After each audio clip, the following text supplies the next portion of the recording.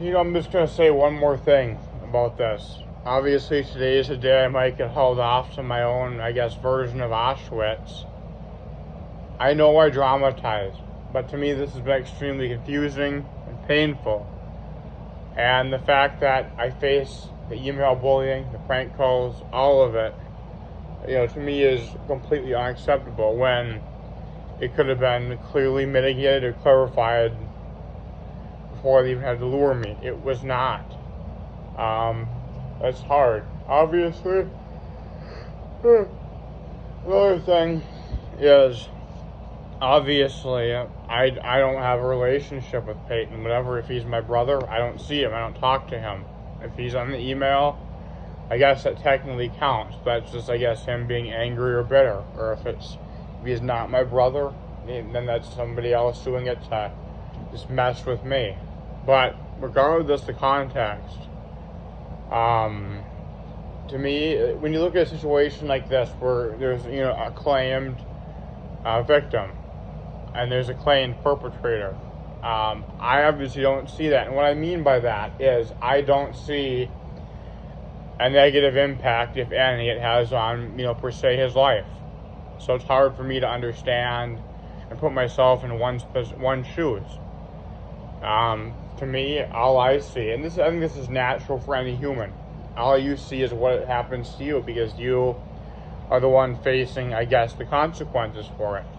So say for me, I'm seeing the job suspension, the things I've, had to sell and lose, in terms of material, I guess, assets during it. The effect it's had on my personality, becoming a lot more cynical and pessimistic on the world and people since this has gone on and happened and developed and unraveled. My confidence, my self-esteem, everything that's the compromise I see what it's done to me. And I guess that's only natural because I don't know what negative impact it's had on him or his friends or his family. I don't.